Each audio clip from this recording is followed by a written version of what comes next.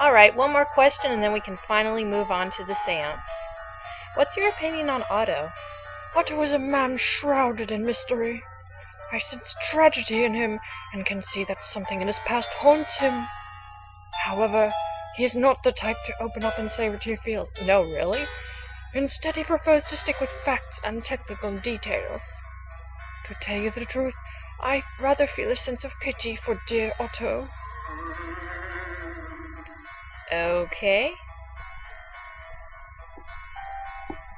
Yeah, I totally forgot I had to actually give these things to her before the seance can begin. So let's start off by giving her our blood. Here you are, Madam Rosenquist, a jar full of some of my blood. Excellent! Thank you, Mr. Jordan. Our candle in our pocket. I have this candle. Yes, that will work brilliantly. Thank you, Mr. Jordan. I moan in a you're welcome kind of response to that, I guess. Now for my ring. Look, Madam Rosenquist, I've got a personal item. It's my ring that was given to me by my grandfather before he died. Yes, that will work perfectly. Good job. Wonderful. You have fulfilled all 3 requirements. And now, evening draws near. I shall summon the others, and we can have our seance. Awesome. Now then, we have all gathered here to summon the spirits dwelling in this house. Each of you has provided your element and a sample of blood.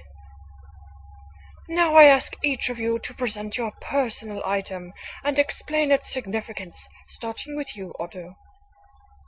My personal item is a pin given to me by my late wife, Anna.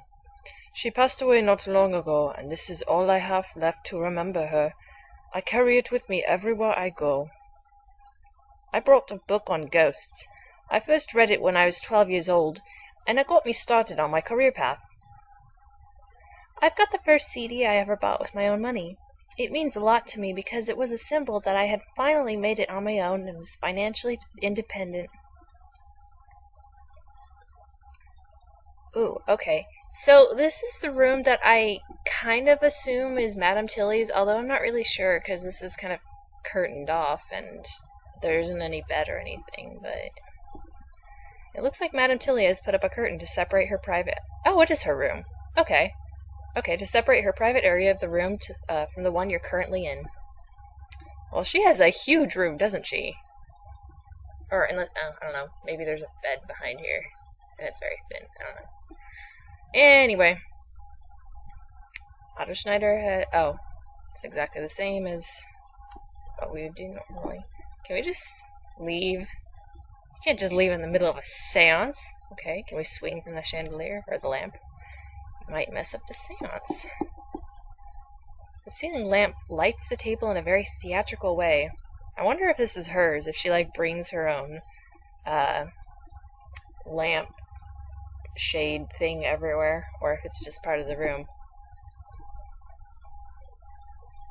A bowl of blood is on the table. It must be a combination of everyone's sample. That's pleasant. Okay.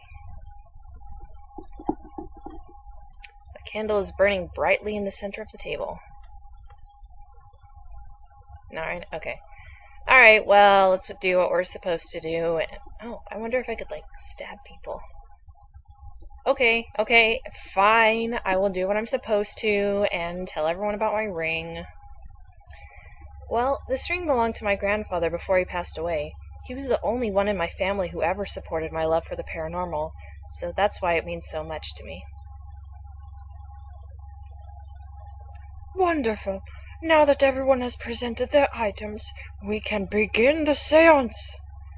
I ask you all to focus on the energies present in this house. Spirits of Berkeley Square, we summon you to this room. If you are with us, make your presence known. Nothing seems to be happening. Silence, Mr. Booth. You must not break our concentration, or the seance will fail. Again, I call on the spirits inhabiting this house. We wish to speak with you. Suddenly, you notice the room's temperature drop slightly. Ah, yes, I can feel the spiritual presence. Someone is here with us. Oh, spirit, we request an audience. The room is definitely getting very cold now. Spirit of number 50 Berkeley Square, make your presence known to us. Holy! Oh, spirit, tell us who you are and why you haunt this house. The ghost's voice is hard to understand. It sounds like it blows in and out with the wind. Many years ago, I made the foolish mistake of staying in this house for the night. I was attacked by the nameless horror and fell to my death from the top floor window. I warn you all, I am not the only ghost in this house. Beware the nameless horror, the doom of myself and the other unfortunate souls who dwell here. Tell us, spirit, how many others are there? There are 4 others, 2 of them in this room. However, they do not wish to speak to you. Why did the water in my shower turn to blood? The horror is not happy with your presence here. We have been avoiding it, but the longer you stay, the angrier it will become. Beware. Save yourselves. Do not end up as I did, for it is a most terrible fate. The others and I have done our best to protect you 5 from the horror, but we are weak against it when it becomes enraged. So, why did the horror suddenly become active again after all these years? The horror sometimes lays dormant for years at a time. It has always done so and always will. I cannot stay here any longer. I have given you all fair warning. Do not remain here any longer or face the wrath of the horror. Go in peace, spirit. Well, I don't know about the rest of you, but I nearly pissed my pants just then. Fascinating. We are very fortunate to have experienced this phenomenon. That poor sailor, doomed to haunt this house for all these years. Mr. Miggs told me the story about him. Has he gone now, Madame Rosenquist? Madame Rosenquist? You notice Madame Rosenquist has a glassy look in her eyes. Oh, this is not good. This is not good at all. What's not good? It knows we are here. It knows we have spoken to the spirit. It? You mean the horror? It is approaching. Oh, God, help us! It draws near. What the hell is going on? Let's get the hell out of here! Later that evening. Well, that was something. I sure hope Madame Rosenquist is okay. Well, how is she? She will be fine. I have moved her to my room, but for now she must rest. So, where do we go from here? We know there's definitely at least one friendly ghost and one hostile ghost in the house. Well, now that we've made that assertion, we can move on to the next step, which is ridding the house of the hostile entity. You mean like an exorcism? Well, sort of. We will be trying to expel the horror, yes, but we won't need priests. Then how will we do it, Mr. Booth? You kind of got me there. I've never done it before. I've only heard tell of more scientific methods of exorcisms. If research is what we need, I am prepared to dedicate all my time to that matter. Alright then, you can find out how to get rid of the horror. I'll see if I can't find some way into that locked room. If you want, I can help you with the research, Otto. Yes, I would appreciate the help. Thank you, Miss Wilkins. And I guess I'll figure something out. Okay then, let's get to it. So what am I supposed to do? Everyone else seems to know exactly what's going on, but I'm clueless. Why am I even here?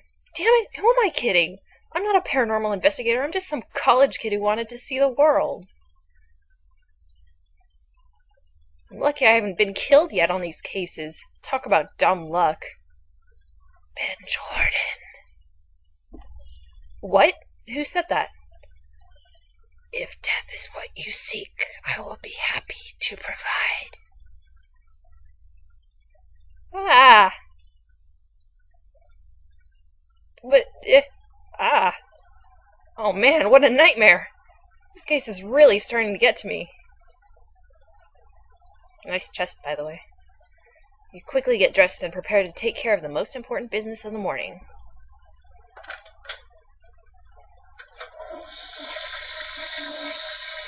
Very important.